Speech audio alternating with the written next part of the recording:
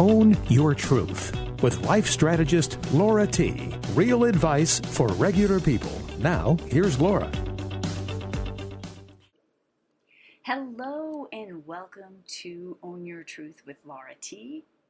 Today's topic is something that I've been thinking a lot about, and I've titled, Where's the Tolerance? You know, as someone who's committed to the growth and development of people, I'm challenged as I hear more and more organizations, institutions of higher education, corporations, and even the U.S. government talk about increasing the implementation of zero tolerance policies.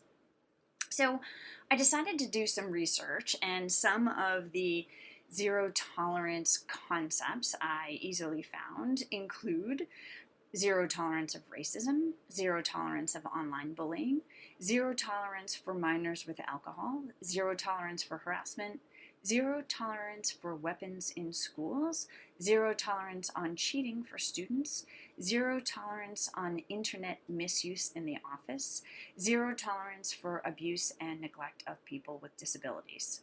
Now listen, this is just a few from the list of thousands of zero tolerance policies out there. And don't get me wrong, the concepts behind these zero tolerance policies make sense and are important. You know, when I thought about it, and even as I read this list right now, I say, well, this seems like common sense to me. And I want to make it absolutely clear I am against everything on that list. The challenge for me as a coach is that the language we're using around these issues is subconsciously impacting how we treat each other. Because we don't think often about how strongly we're influenced by the words we think and what we say. So while we continue to talk about zero tolerance, we are getting exactly what we ask for: a society with zero tolerance. And the thing that blows me away is no one is asking, do zero tolerance policies and does zero tolerance language get us the result we really want? Well, as I started to think about that question, I thought first we have to get clear on what we really want. So I took the list that I just mentioned above and I thought, okay, if I turn these around, what would we really want? And as I started to go through this exercise, I laughed because I'm astonished that, I haven't thought about this before. But as I started to go through the list, I think, my gosh, we're really off from what we really want. I mean, think about it. Don't we really want fair and equal treatment of all people? Don't we really want confident children? Don't we really want healthy lifestyles for our youth? Respectful workplaces? Safer schools? Increased integrity among students? Engaged employees? And safe places for people with disabilities to live? I mean, this is what we really want. So it made me curious. Since we continue to use zero tolerance language, do zero tolerance policies work? Well, before I answer that question, I thought it would be helpful to get a little history on the zero tolerance concept because I wasn't really sure where did it stem from. Well, in my research, I learned the term began in 1994 when Congress passed the Guns-Free School Act. The problem noted at the time with this act is, according to experts, although it responded to an important issue, it had been burdened with two major problems. Number one, the act didn't specifically discuss rehabilitation and support services. And number two, it allowed zero tolerance to apply broadly, which means that it included infractions that would previously be seen as minor.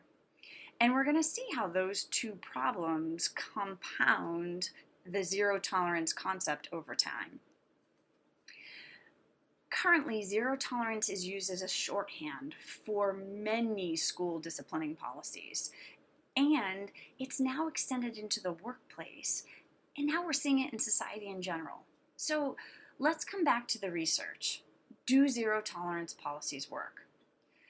It's crazy, but statistics indicate they don't. especially in the area where there's the greatest amount of research. Zero tolerance drug enforcement policies for school is the thing that's been studied most. It's been around the longest. So let me give you some of the research that I found. In 2008, the American Psychology Association created a zero tolerance task force to report on the effectiveness of these zero tolerance approaches in schools. And what they found, even from the beginning, is that it really wasn't easy to study because there's a lack of a single definition of what zero tolerance means. And that still holds true today. What they did learn is that the removal of disruptive students in the attempt to create a safe climate had the opposite effect.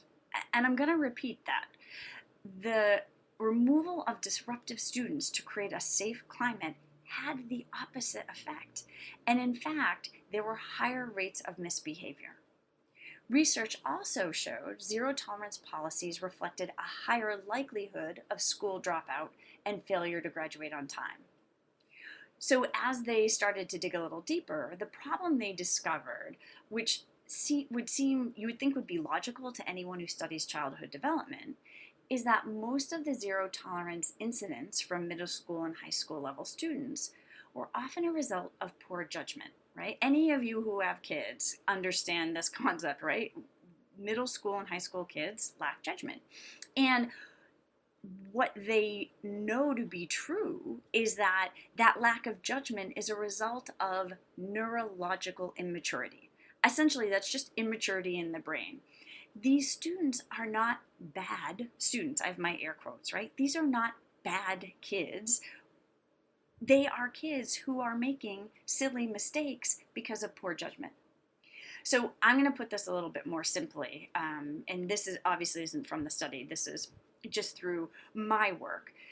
Zero tolerance policies don't take into consideration the neurological development of the brain, right? So the logical side of a person's brain doesn't develop until a human is in their mid-20s. So if you take all of these young people who don't yet have a fully developed logical side of their brain, it makes sense that they don't have the capacity to understand the complexity or even the severity of the consequences related to zero tolerance policies. So how could they possibly know how to adjust their behavior without that support and rehabilitative training, which all studies indicate doesn't exist in a zero tolerance policy environment? So I think it's also important to know that they did a follow-up to this study in 2014. It was a study of school discipline for tolerance. And, they had the same findings as the 2008 APA report. Zero tolerance does not reduce school disruptions. So I need to add a personal story here. It's kind of a hard concept, this idea of zero tolerance, when it seems outside of you, right? It's not something that's impacting your world directly. Well, I work with an exceptional student who was suspended for 1 day due to a zero tolerance policy. And it was heart-wrenching because despite the situation being a misunderstanding acknowledged by the school, because of the zero tolerance policy, this honor roll student, who had never in his life been in trouble at school at any level, was suspended for a day. He was a freshman, and was then put on probation for a year.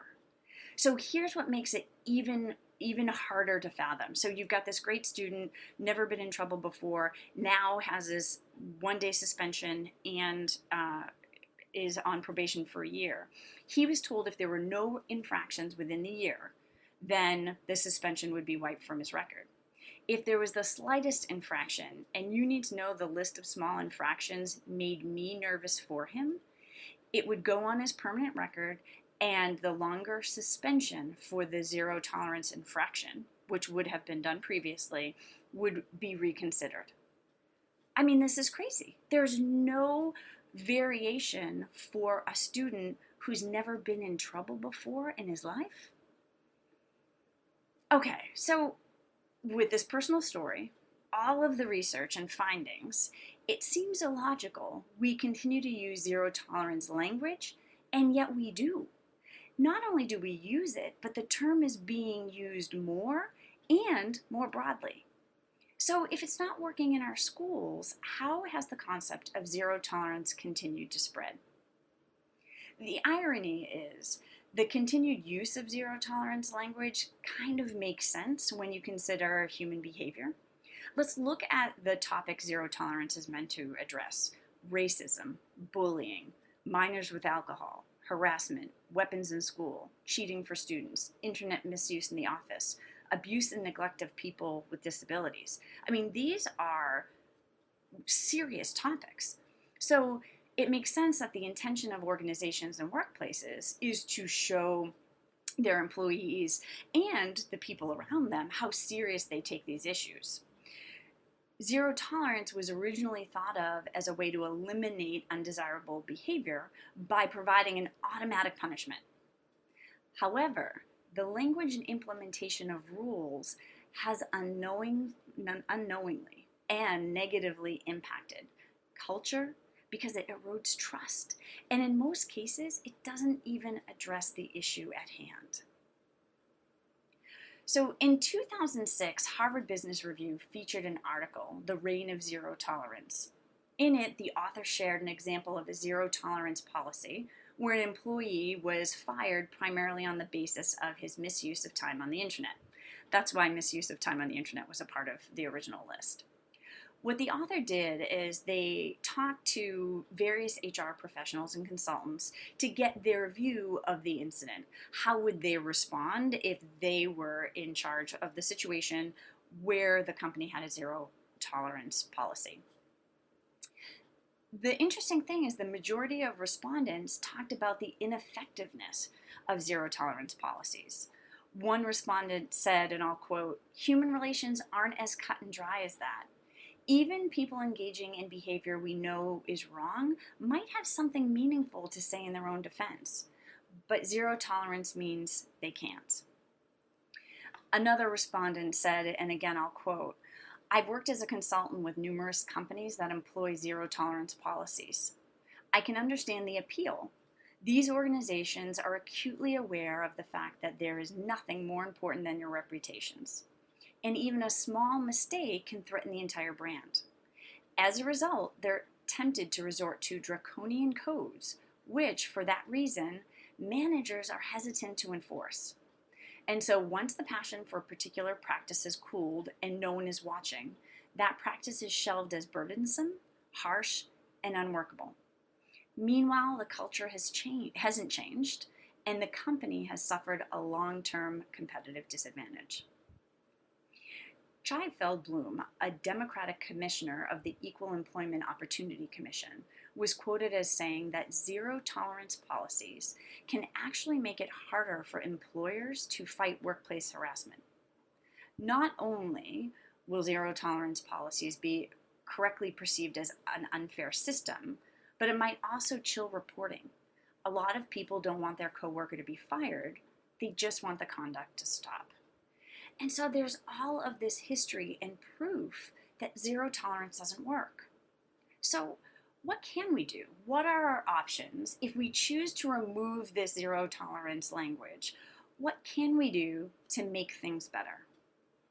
Well, if you're in a place where the situations exist, right? The best recommendations I found were actually put forward by the APA in that student study way back in 2008, right? They had three main focuses in their recommendations. One is zero tolerance only be used for the most severe infractions. Two is replace one-size-fits-all disciplinary action by creating a graduated system of discipline. And three, provide training for adults in adolescent development. These three pieces are really important because if we look at the overall theme, the focus is on flexibility. There has to be some flexibility in the rules. The real key, as I see it as a coach, is to foster a culture based on what we really want. And so I'm going to go back to that list that I had mentioned a few minutes ago, the list of where I turned these topics around into what we really want. And let's start with fair and equal treatment of people, right? This is so we remove racism. What has to happen for our team to feel like there's fair and equal treatment here? You notice that I'm starting small. I'm starting with you and the people that you work with. Ask them what it takes, don't guess. And the other important key is to start where you are. It's idealistic to think you can jump from where you are to some mystical, place where everybody gets along. But if people don't believe you can achieve it, they're not going to want to take the steps and the action to move forward. So really work from where you are and take gradual steps to where you want to be. Let's look at confident children. What does it take to build confidence in this child? Notice I didn't say in children. Different children need different nourishment. So one size doesn't fit all for helping students gain confidence any more than one size fits all for zero tolerance of bad behavior. We've really got to look at the individual and what can we do to help build confidence in each individual. What do we do to help create a healthy lifestyle for youth? Well, the questions that I'm asking are, what can I do to promote a healthy lifestyle for my kids? What about in my school or even in my community? Ask the kids what they want and need. What will help them avoid the temptations of alcohol and drugs? Listen, they're going to tell you, and it's likely they're going to have some good ideas. Okay, so what does it take to create respectful workplaces? Well, I'm going to ask that question. What does it take for me to make this a respectful workplace? Again, don't guess. If you do, you'll be guessing based on your behavioral style and not the needs of the people in your organization. And remember to start small so that you can grow big. Once you create a small culture, that's positive, people will naturally want to become a part of it. What about safer schools? What does it take for parents, teachers, and administrators to feel safe in school? I know one town where the administration took it upon themselves and they guessed that bulletproof windows and no more time in the quad for students was what it would help the school feel safer. And you know what? It doesn't help the students feel safer. They feel like caged animals. And this really great benefit for upperclassmen was taken away. And I know as a parent, if that were my school, bulletproof windows aren't the way I think the school is going to be safer. And so it's so important before we're making these huge investments of time and money that we're asking our constituents, what do you want? What will make the difference for you? Let's talk about increased integrity among students. What does it take for students to care more about integrity than they do about their grades? Has any school asked the students? What about us as parents? What does it take for us to help our students focus on appreciating the process of learning? I've done radio shows on this topic before. There's such an unhealthy obsession with grades. It's making sure that we're showing and working with our kids to find ways to help increase integrity. Engaged employees. What does it take for my team to feel more engaged? Get specific, stay small. People will have answers. And remember, just because people have ideas, it doesn't mean you have to implement them all. Pick the one or two you think will have the greatest impact or the one or two you think have the greatest interest and try it on. See if it fits. If they don't fit, the ideas don't fit, try something else on. It's funny, when we look at adjusting behavior and one idea doesn't fit, we often give up and we go to the assumption like, oh, nothing's going to work. And so with my clients, I often use the analogy, if you go to buy new clothes and you try one thing on and it doesn't fit, do you leave the store naked because no clothes will ever fit you? Of course not. You go and try on other clothes. You go to different stores. You may have to stop for that day and come back and shop someplace else on a different day when you have a better mindset. But you're going back and you will eventually get clothes. So when something doesn't work, try something else on. Use the same approach when you're considering change, whether it be professional or personal. And what about a safe place for people with disabilities to live? The question I'm asking is, what does it take for the disabled residents of my facility to feel safe? For the families of the disabled residents of my facility to feel like their loved ones are safe here? I'm asking the questions and I'm gathering ideas, and then we're trying things on. As I went through that list, the common theme you can hear is to ask, ask, ask. We assume we know what's best for people, and most often it comes with the best of intentions. But unless we are asking the people that we're working with, we're guessing. And statistically, it's more likely we're going to be wrong than we will be right. So let's just ask. Zero tolerance is an easy buzzword that makes it sound like our human relationship problems have a quick fix. The bottom line is they don't. The only way to improve how we interact and to reduce, because we can never completely stop, wrongful behavior is to truly connect with each other.